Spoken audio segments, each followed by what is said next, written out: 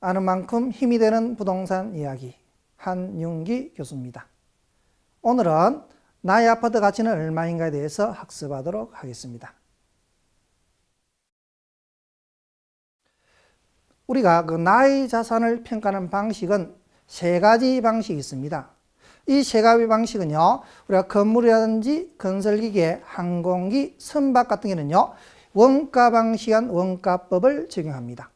그리고 강산, 어권, 영업권 등 무채 세상거래에 대한 가격을 구할 때는요, 수익 방식한 수익하는법을 적용합니다. 그리고 토지, 산림, 가수원, 자동차, 특히 복합 건물, 아파트 등등 같은 경우는요, 이 거래 사례 비교법을 많이 적용하게 되는 겁니다. 이 거래 사례 비교법은요, 현재 우리나라에서 많이 사용하고 있기 때문에 이 부분에서 구체적으로 설명을 하도록 하겠습니다. 이 거래 사례 비교법은요, 대상 물건과 이 사례 물건이 유사한 사례를 선택해서 우리가 대상 물건과 평형, 청, 구조, 거래 시점을 서로 비교해서 사례와 대상의 가격을 서로 비교하면서 우리가 감정 평가를 하게 되는 겁니다. 만약 제가 해운대에 있는 아파트를 가지고 있습니다. 그러니까 해운대에 있는 아파트의 가격을 구하기 위해서는요, 사례를 선택해야 되겠죠. 왜? 거래 사례 비교법이니까. 그럼 거래 사례를 선택할 때 해운대 아파트와 인근 지역, 유사 지역, 동일수권 내에서 사례자를 선택해야 됩니다. 일반적으로 이 동일수권은요, 주거지 같은 경우는 통근 1시간 내를 우리가 동일수권으로 보고 있습니다. 만약 해운대 아파트 가격을 구하는데 서울 강남, 제주도에 있는 아파트와 비교하면 안 되겠죠. 그래서 이 사례를 선택할 때는요, 인근 지역, 유사 지역 내에서 우선 사례를 선택하고, 이 사례를 선택할 때 아파트 가격 구하는데 단독주택 가격하고 비교하면 안 되겠죠. 그래서 아파트는 아파트끼리, 단독주택은 단독주택끼리, 석조 건물은 석조, 목조 건물은 목조 건물끼리 가격을 구하게 되는 겁니다.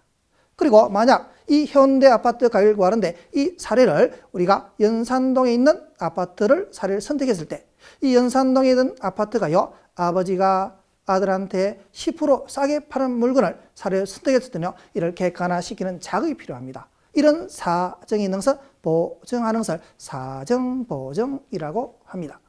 그리고 이 사례가 3년 전에 거래했으면요, 오늘날 시점, 기준 시점에서 시점을 수정할 필요가 있습니다. 이 시점 수정은요, 거래 시점을 기준 시점으로 수정하는 것을 시점 수정이라고 합니다. 그래서 사정 보정, 시점 수정, 지역 분석, 개별 분석하면서 객관화시키면서 정상화하는 작업이 필요한 겁니다. 그럼 정상화를 하는 방식은요, 사례를 100으로 잡고 대상을 100으로 잡아서 만약 사례가 10% 싸다 그러면요, 90분의 100 해서 우리가 사정 보정치를 구하게 되는 겁니다. 시점도요, 물가지수법에서 우리가 3년 전 물가지수와 기준 시점의 물가, 오늘날 시점의 지수를 비교해서요, 우리가 알파, 베타로서 조정하게 되는 겁니다. 그리고 지역도요, 가격 편차로서 조정하게 되는 겁니다. 그리고 개별 분석도 물건에 대한 가치가 다르기 때문에요, 우리가 평형, 구조, 청수 등을 비교해서 객관화시키게 되는 겁니다. 그래서 이 객관화한 작업을요, 사시지계 해서 우리가 판단하게 됩니다. 여러분들이 공매라든지 경매, 기타 등등 우리가 감정평가사가 일반적으로 감정평가서에 기재할 때는요, 사정보정, 시점수정, 지역분석, 개별 분석치가 꼭 기재될 수밖에 없는 사항입니다. 이상으로 우리가 이 거래 사례 비교법에 대한 일반적 부분을 살펴보았습니다. 그런데 이 거래 사례 비교 문제점이요, 우리가 가격 편차가 크다는 겁니다. 감정평가사가 연산동에 있는 사례를 선택하느냐, 또는 우리가 동래구에 있는 사례를 선택하느냐, 어느 지역에 있는 사례를 선택하느냐에 있어서 가격 편차가 크면서 아버지가 아들한테 사정 보정할 때 10% 싸게 팔았는지 9% 싸게 팔았는지 확인할 길이 없다는 겁니다. 그리고 시점 수정도요, 정확한 시점을 알지 못할 때는요, 시점 수정치를 구할 수가 없고, 우리가 지역 편차 또는 가격 편차를 구체적으로 판단하기 곤란하다는 장점과 단점이 있습니다. 그래서 감정평가사의 주관 개입이 많은 것이 우리가 이 거래 사례 비교법입니다. 그렇지만 이 거래 사례 비교법은요, 가장 설득력이 있고, 그리고 토지 같은 경우는 거의 중추적 역할을 한다고 보시면 됩니다. 우리나라 토지 같은 경우는요, 공시지가 비교법에 의해서 가격을 구하게 되는 겁니다. 그래서 우리나라 같은 경우는요, 미국 같은 경우는 주로 수익 방식에는 사례를 주로 많이 사용합니다. 그래서 지금은 우리가 거래 사례 비교법이 수익하는 법으로 발전하고 있다 보시면 됩니다.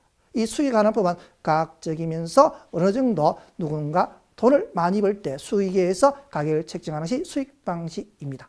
그래서 거래 사례 비교법은 현재 우리나라에서 많이 사용하고 있지만 우리가 과학적인 수익하는 법으로 발전하고 있다 보시면 됩니다. 나의 아파트 가치는 얼마인가를 알기 위한 거래 사례 비교법의 각종 사례와 장단점에 대해서 살펴보았습니다. 아는 만큼 힘이 되는 부동산 이야기, 한윤기 교수였습니다. 감사합니다.